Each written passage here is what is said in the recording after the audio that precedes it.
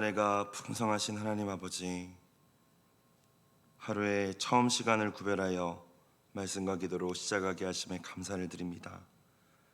우리의 마음과 눈을 열어 주의 법의 기이함을 보게 하여 주시고, 우리의 지치고 상한 영혼을 말씀으로 소성케 하여 주옵소서. 우리 모든 호흡의 주인 되신 예수님의 이름으로 기도드리옵나이다. 아멘. 하나님 말씀 구약 잠언 25장 1절부터 14절 말씀입니다. 잠언 25장 1절부터 14절까지 말씀 함께 읽겠습니다. 이것도 솔로몬의 잠언이요 유다 왕 히스기야의 신하들이 편집한 것이니라. 이를 숨기는 것은 하나님의 영화요 이를 살피는 것은 왕의 영화니라. 하늘의 높음과 땅의 깊음 같이 왕의 마음은 헤아릴 수 없느니라. 은에서 찌꺼기를 제하라. 그리하면 장색에 쓸만한 그릇이 나올 것이요 왕 앞에서 악한 자를 제하라. 그리하면 그의 왕위가 의로 말미암아 견고히 서리라. 왕 앞에서 스스로 높은 채 하지 말며 대인들의 자리에 서지 말라.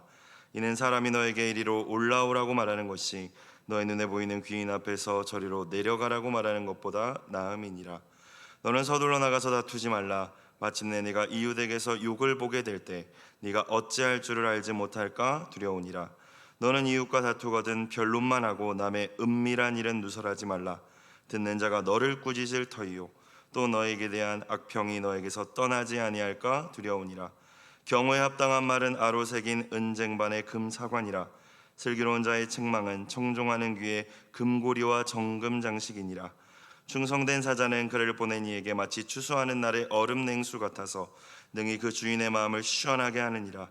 선물한다고 거짓 자랑하는 자는 비 없는 구름과 바람 같으니라. 아멘. 하나님의 귀한 은혜가 함께 하시길 주의 이름으로 축원합니다. 다윗 왕에 이어서 이스라엘의 왕이 된 솔로몬은 왕위에 오르자마자 하나님께 1,000마리의 번제를 드리며 감사와 영광을 올려드립니다. 그리고 자신의 꿈에 나타나셔서 무엇이든지 너는 원하는 것을 내게 말하라 물으시는 하나님께 겸손하게 자신을 낮추어 하나님만이 주실 수 있는 지혜를 구합니다. 우리가 잘 알고 있듯이 솔로몬은 하나님께서 주신 그 지혜를 가지고 이스라엘을 가장 영광스러운 나라로 통치해 나갔죠. 솔로몬은 자신을 이스라엘 왕으로 세우신 것이 하나님이심을 알았고, 이스라엘의 진정한 왕은 자기가 아니라 하나님이심을 알았던 것입니다. 이스라엘 왕국을 가장 영광스럽게 통치해 나가기 위해서 필요한 것이 부나 명예나 어떤 군사력이 아니라 하나님의 뜻대로, 하나님이 원하시는 대로 그분의 지혜를 가지고 나라를 다스릴 때에 영광스러울 수 있다는 사실을 알았습니다. 그리고 그것이 하나님이 세우신 왕의 본분임을 잘 알았던 것이죠. 그래서 오늘 본문 2절에서 솔로몬이 이렇게 이야기하는 것입니다. 이를 숨기는 것은 하나님의 영화요 이를 살피는 것은 왕의 영화니라. 솔로몬은 위대하신 하나님과 그분의 지혜 앞에서 자신의 작고 연약함을 알고 있었습니다. 그래서 하나님께서 숨기신다면, 하나님께서 가르쳐 주시지 않는다면, 하나님께서 계시해 주시지 않는다면 아무것도 깨달을 수 없고 알 수도 없음을 인정한 것이죠. 하나님의 나라 이스라엘이 정말 영광스러운 나라가 되기 위해서는, 다윗 왕조가 영광스러운 왕위를 이어가기 위해서는 하나님의 뜻이 무엇인지 겸손히 살피는 것, 그리고 알게 하신 그 하나님의 뜻대로 순종하며 나라를 다스려야 함을 솔로몬은 알고 있었던 것입니다. 또한 왕이 하나님 앞에서 겸손하게 그 뜻을 살피듯이 이제 솔로몬의 거느리는 신하들이 있었을 것 아닙니까? 그 신하들은 왕의 깊고 헤아리기 어려운 마음을 또한 겸손히 살피고 헤아리는 것이 이스라엘 나라 전체가 더욱 견고해지고 영광스러워지는 길임을 알고 있었습니다. 그래서 2절에 이어서 3절에선 이렇게 이야기합니다. 하늘의 높음과 땅의 깊음 같이 왕의 마음은 헤아릴 수 없느니라. 우리도 진정 영광스러운 삶을 살아내기 원한다면, 또한 우리의 공동체가 영광스러운 공동체가 되길 원한다면 이 솔로몬 왕의 겸손한 태도를 배워야 할 줄로 믿습니다. 내 힘으로 다 할 수 있어, 잘할 수 있지 뭐, 난 다 알고 있어, 내가 가장 지혜로워, 그러한 교만한 태도를 버리고 하나님 이 일을 통하여서 하나님께서 이루시고자 하는 하나님의 뜻과 섭리는 무엇입니까? 그리고 제가 지금 순종해야 하는 일은 무엇입니까? 하나님께서 숨기시고 가르쳐 주시지 않으시면 저는 아무것도 알 수도 없고 할 수도 없습니다. 고백하며 날마다 하나님이 원하시는 일과 우리를 향한 하나님의 뜻을 살피는 것, 그것이 우리를 왕같은 제사장으로 세워주신 하나님 앞에서 우리가 마땅히 가져야 할 태도임을 잊지 말아야 할 줄로 믿습니다. 나아가 때때로 우리 앞에 세워주신 권위자들의 말과 행동이 다 이해되지 않을지라도 성급히 비판하거나 거역해서는 안 됩니다. 왕의 자리에 있지 않으면 우리는 사실 왕의 마음을 헤아릴 수 없는 것입니다. 그것이 3절 말씀의 의미입니다.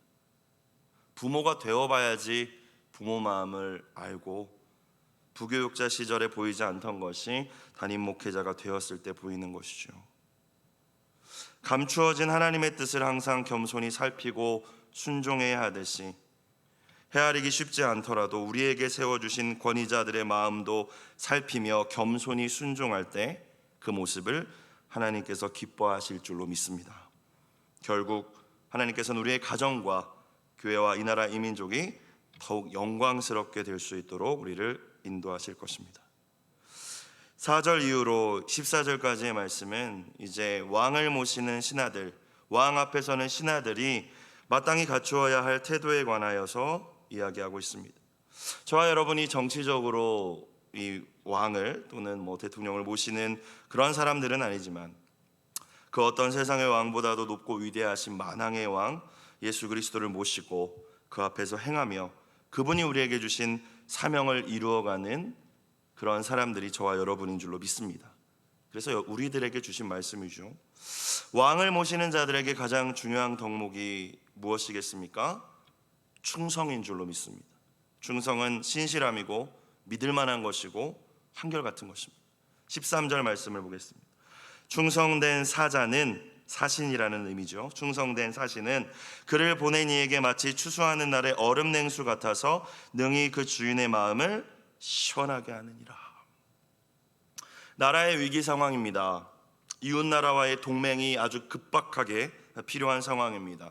사신을 골라서 돈도 주고 물품들도 주고 필요한 것들을 다 지원해 주면서 그 아주 중요한 그 임무, 긴박한 그 임무를 맡겨놨는데 임무를 맡은 이 사신이 게으름을 피운다거나 자기 욕심을 채우기 위해서 왕이 맡겨주신 것들을 자기를 위하여 사용한다거나 왕을 속인다거나 맡긴 임무를 제대로 못 해낸다면 여러분 왕의 마음이 어떻겠습니까? 얼마나 답답하고 괴롭겠습니까?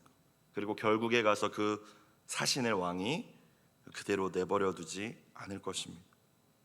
하나님께서는 우리에게 그 아들 예수 그리스도를 내어주심으로 영원한 생명을 주셨고 또한 성령님을 보내주셨고 성령의 은사들을 주셨으며 증인의 사명을 맡겨주시고 이에 필요한 많은 것들을 공급해 주셨는데 그 사명을 받은 우리가 복음의 사신, 증인된 우리가 게으름을 피운다거나 뒤를 돌아본다거나 주신 것들로 내 욕심만 채우고 있다면 주인 되시고 왕 되신 우리 아버지 되신 하나님의 마음이 얼마나 답답하고 괴로우시겠습니까?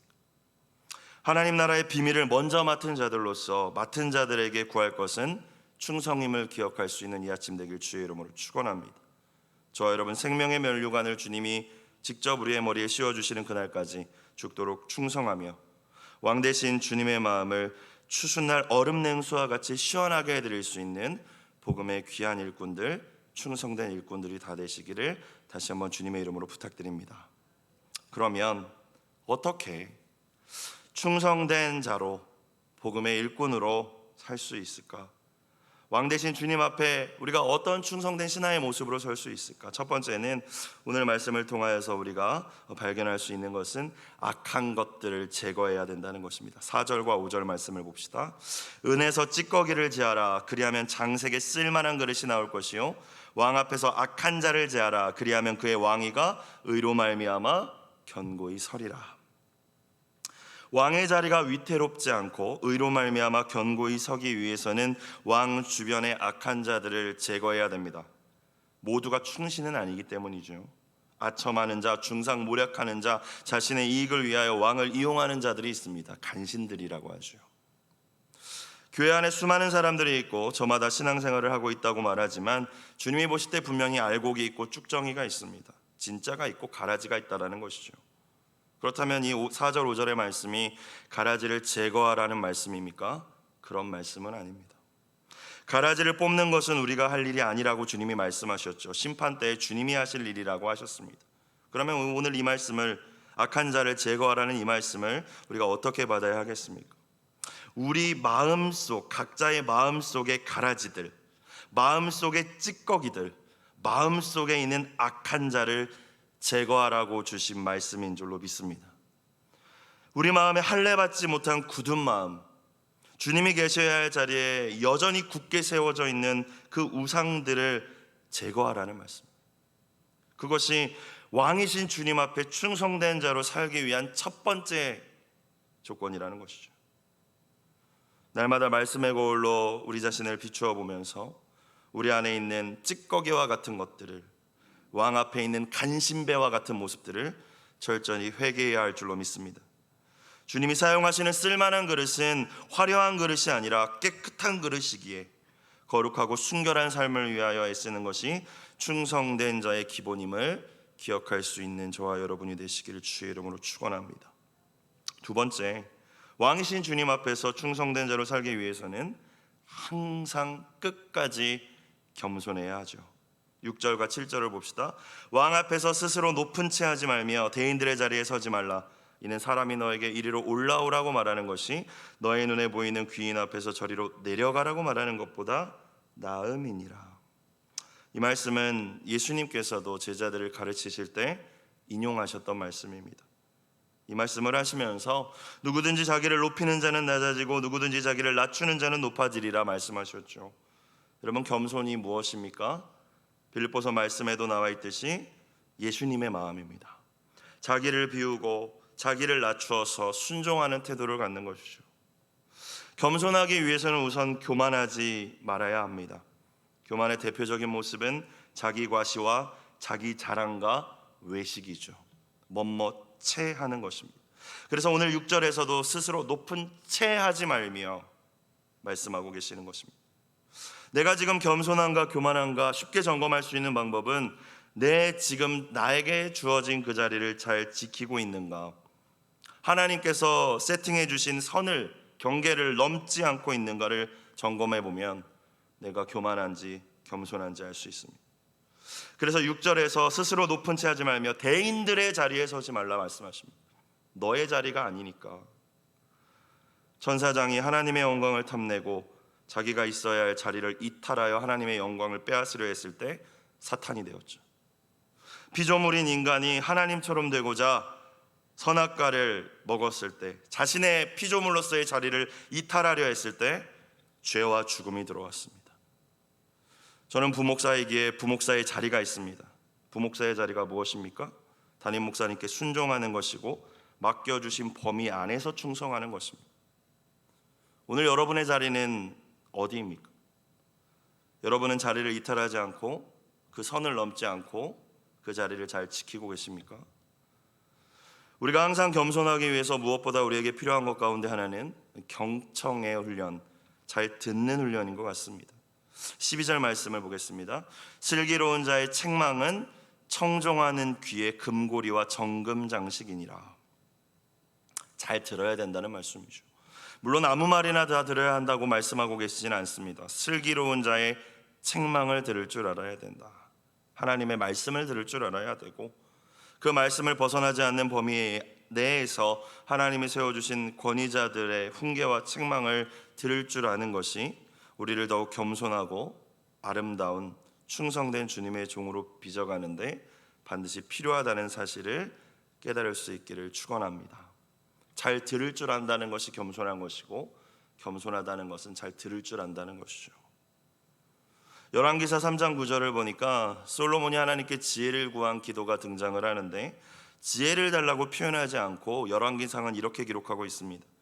누가 주의 이 많은 백성을 재판할 수 있사오리까? 듣는 마음을 종에게 주사 주의 백성을 재판하여 선악을 분별하게 하옵소서.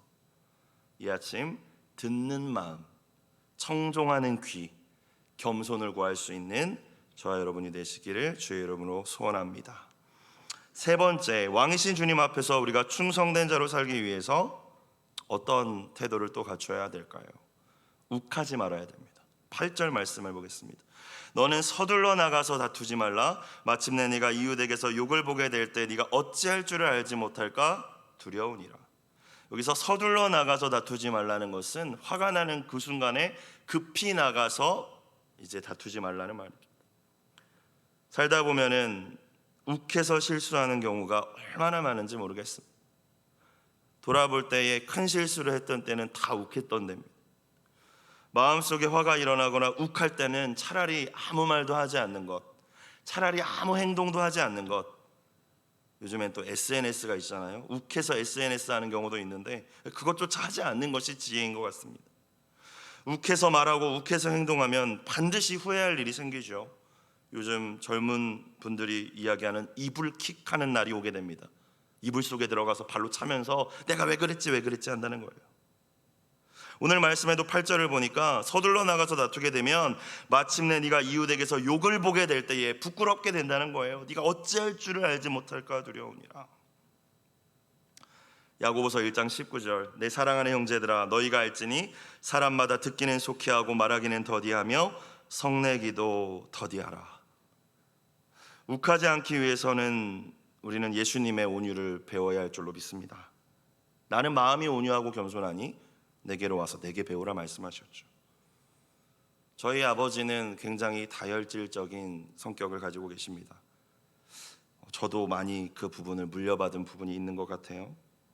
욱하는 성질 때문에 참 많이 사춘기 때도 그렇고 아버지와 부딪히고 다투기도 하고 그랬던 것 같습니다. 그런데 아버지가 40 정도 되셨을 때부터인가요?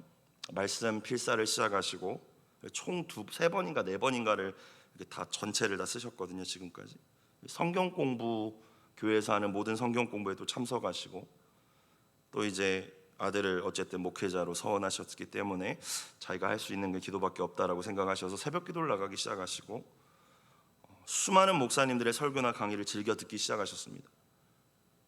별로 1년, 2년 뭐 크게 바뀐 것이 없었는데 얼마 전에 아버지를 만났는데 예전에 욱하시는 모습이 전혀 없어지신 거예요. 온유해지신 거예요. 깜짝 놀랐습니다. 여러분, 우리가 욱하지 않을 수 있는 것, 욱하지 말아야지 결단해도 잘 되지 않죠. 날마다 예수님과 동행하며 그분의 멍에를 함께 메고 그분께 배울 때 주님의 온유를 배우게 될 줄로 믿습니다. 욱해서 충성된 사자로 살아야 되는데 욱하는 감정 절제하지 못하기 때문에 우리가 충성되게 주님의 일을 감당하지 못할 때가 참 많은 것 같아요. 네 번째, 왕이신 주님 앞에서 충성된 자로 살기 위해서 말 조심해야 됩니다. 특별히 오늘 잠언 말씀 가운데, 본문 가운데 이 말에 대한 부분이 많이 나오죠. 어떤 말을 조심해야 될까요? 첫 번째는 뒷담화입니다. 9절 10절 너는 이웃과 다투거든 변론만 하고 남의 은밀한 일은 누설하지 말라. 듣는 자가 너를 꾸짖을 터이요 또 너에게 대한 악평이 너에게서 떠나지 아니할까 두려우니라. 갈등이나 다툼이 없으면 좋겠지만 피할 수 없이 이렇게 맞닥뜨릴 때도 있는 것 같습니다. 그럴 경우 내 잘못이 있다면 서둘러 진심을 다해 겸손히 사과하는 것이 가장 중요한 일이겠죠. 그리고 우리가 반드시 기억해야 될 것은 그 자리에 없는 사람에 대한 부정적인 이야기 또는 당사자가 알려지기 원하지 않는 이야기를 내뱉지 말아야 됩니다. 9절에 그래서 남의 은밀한 일을 누설하지 말라라고 말씀하고 계십니다. 대부분 거기에서부터 갈등이 심화되고 시험에 빠지고 심지어 교회를 떠나는 일들까지도 거기서부터 다 시작되는 것 같아요. 우리 주변에서 참 이런 얘기 많이 듣지 않습니까? 이거 내가 어디서 들은 이야기인데 집사님만 알고 계셔. 하루만 지나면 온 교회가 다 아는 이야기가 되죠. 내 입에서 나갔는데 비밀은 없습니다. 사실 우리는 참 남의 은밀한 일들을 참 자주 이야기합니다. 마음속 깊이 들여다보면은 그렇게 그 이야기를 통해서 누군가를 깎아내려서 나 자신을 옳게 보이려는, 나는 그 사람보다 낫다라는 것을 이렇게 보이려는 악한 의도가 우리 안에 다 있기 때문에 그러는 것이죠. 그런데 오늘 잠언의 말씀 10절을 보니까 사실 누군가를 비난하는 것은 결국 너 자신을 깎아내리는 것이라고 분명히 말씀해 주고 계십니다. 누군가에 대해서 비난하고 함부로 정죄하고 싶은 마음이 들 때마다, 마음에서 훅 올라와서 입까지 딱 올라올 때마다 오늘 이 9절 10절의 말씀을 마음에 새기시고 기억하시고 입술을 지키실 수 있기를 주의 이름으로 축원합니다. 두 번째 조심해야 될 말이 뭐가 있을까요? 책임지지 못할 말, 거짓말이 되기 때문이죠. 14절 보겠습니다. 선물한다고 거짓 자랑하는 자는 비 없는 구름과 바람 같으니라. 농사 짓는 곳에서는 물이 굉장히 중요하죠. 몇 개월 동안 비가 내리지 않는다고 가정해 봅시다. 정말로 얼마나 간절히 비를 원할까요? 그런데 어느 날 아침에 보니까 막 바람이 막 불면서 멀리서 이제 구름이 막 몰려옵니다. 사람들이 다 기대할 거예요. 아, 이제야 비가 내리겠구나, 이제야 다 해결되겠구나, 진짜 다행이다, 감사하다. 그런데 구름이 그냥 비 안 내려주고 쓱 지나갔다고 생각해 보십시오. 그 절망감과 상실감이 더 크게 다가올 거예요. 우리는 종종 다른 이들에게 옳게 보이고 내 의를 드러내기 위해서 책임지지 못할 말을 쉽게 내뱉는 경우가 있는 것 같습니다. 그런 자를 가리켜 오늘 말씀은 선물한다고 거짓 자랑하는 자라고 이야기를 해요. 누군가의 안타까운 사연을 들었을 때 기도할게요 라고 쉽게 우리 참 말하죠. 여러분 정말 기도하셨습니까? 사랑과 관심이 필요한 누군가에게 지나가는 인사말로 밥 한번 먹자라고 말하죠. 여러분 정말 시간을 내어서 사랑을 가지고 그와 함께 식사하셨습니까? 우리는 쉽게 내어뱉는 한마디의 말일지 모르겠지만 그 말을 들은 상대방은 간절한 비를 기다리는 농부의 심정으로 그 말을 듣고 소망을 품었을지도 모르겠습니다. 그러나 그것이 말뿐이라는 것을 알았을 때 얼마나 큰 실망감을 갖게 될까요? 주님께서는 누군가를 실족하게 만들면 차라리 연자맷돌 네 목에 메고 죽는 것이 낫다라고까지 말씀하셨는데, 우리가 책임지지 못할 가벼운 말들을 던지면서 얼마나 많은 이들을 혹여나 실족하게 하지는 않았을지 겸손히 돌아보는 이 아침이 되기를 주의 이름으로 축원합니다. 세 번째, 어떤 말을 조심해야 될까요? 팩트 폭력입니다. 상대방을 배려하지 않는 말이죠. 11절 보겠습니다. 경우에 합당한 말은 아로새긴 은쟁반의 금사관이라. 쟁반이라는 것은 여기서 장식품을 이야기합니다. 그러니까 막 보물이라는 거죠. 경우에 합당한 말을 하는 것이 보물과 같다, 아주 귀하다. 때로 우리가 우리의 말로 누군가가 상처받았다는 말들을 전해 듣죠. 그럴 때 우리가 어떻게 반응합니까? 내가 틀린 말 하진 않았잖아, 이렇게 이야기할 때가 있습니다. 여러분 우리는 기억해야 합니다. 맞는 말이 아니라 오늘 말씀에 근거하여 경우에 합당한 말이 주님 보실 때는 맞는 말이라는 것. 큰 고난을 당해서 정신을 잃고 어안이 벙벙한 사람을 만나자마자 하나님의 큰 계획이 있으니까 낙심하지 말라고, 하나님이 크게 쓰실 거라고, 사랑하는 사람을 잃은 사람한테 가서 그 사람 믿음이 있었으니까 천국 갔으니까 슬퍼하지 말라고. 여러분 욥기가 굉장히 길지 않습니까? 그런데 사실 우리가 알고 있는 것은 1장과 마지막 장을 잘 알고 있고 가운데 긴 부분은 다 친구들 이야기인데 틀린 말이 없습니다. 다 맞는 말만 해요, 욥한테. 여러분 근데 경우에 합당한 말이 아니었기 때문에 잘못된 말이었죠. 상처받고 아파하고 힘들어하는 이들을 만났을 때 예수님이 어떻게 하셨을지를 깊이 생각할 수 있는 저와 여러분이 됐으면 좋겠습니다. 너가 이러니까 이랬지, 또는 하나님의 계획이 있으니까 견뎌라 라고 하신 적이 없었던 것 같아요. 때로는 함께 울기도 하셨고 그냥 그 자리에서 그들의 이야기를 들어주셨던 것 같습니다. 정리해보면 우리가 충성된 종으로서의 이 사명 감당하기 위해서 무엇보다 중요한 것이 이 입술이라는 것이죠. 말이라는 것입니다. 그래서 저와 여러분 날마다 이렇게 기도했으면 좋겠습니다. 하나님, 제 입술에 파수꾼을 세워주셔서 남들을 비난하는 말 또는 책임지지 못할 말, 상대방을 배려하지 않는, 그것이 옳은 말이라고 생각하면서 배려하지 않는 말, 이런 말들을 하지 않을 수 있도록 도와주시고, 또한 학자의 열을 우리에게 주시고 아침마다 우리를 깨우쳐 주시어 낙심과 절망에 빠진 이들에게 예수님의 마음만을 전하는 입술이 되게 해주세요. 이 기도가 저와 여러분의 기도가 되길 주의 이름으로 축복합니다. 말씀을 정리하겠습니다. 솔로몬과 같이 그는 충분히 지혜롭고 똑똑한 사람이었지만 그럼에도 자신의 지혜를 자랑하지 않고 하나님께 모든 길과 지혜가 있음을 인정하며 하나님이 숨기시면 나는 아무것도 할 수 없다는 걸 인정하며 겸손히 하나님의 마음을 살필 줄 아는, 또 그 뜻에 순종하는 저와 여러분이 되기를 주의 이름으로 축복합니다. 또한 복음의 비밀을 맡은 자로서, 왕이신 예수님을 모시는 자들로서 충성된 증인들이 되시길, 우리 마음속에 악한 찌꺼기들을 날마다 제거하고 항상 우리의 자리가 어딘지를 기억하며 겸손하고 주님의 온유를 날마다 닮아감으로 욱하지 않고 무엇보다 말조심하면서 그렇게 오늘도 우리 각자의 삶의 자리에서 맡겨주신 증인의 사명을 감당하는 저와 여러분들이 다 되시기를 주의 이름으로 축원합니다. 기도드리겠습니다. 사랑의 하나님, 오늘도 우리에게 허락하신 자리에서 겸손히 주님의 지혜를 구하며 충성된 증인으로 살게 하여 주옵소서. 영광스러운 삶을 위하여, 우리의 공동체가 영광스러운 공동체가 되기 위하여 겸손히 주님 뜻과 마음을 살피는 저희가 되게 하여 주옵소서.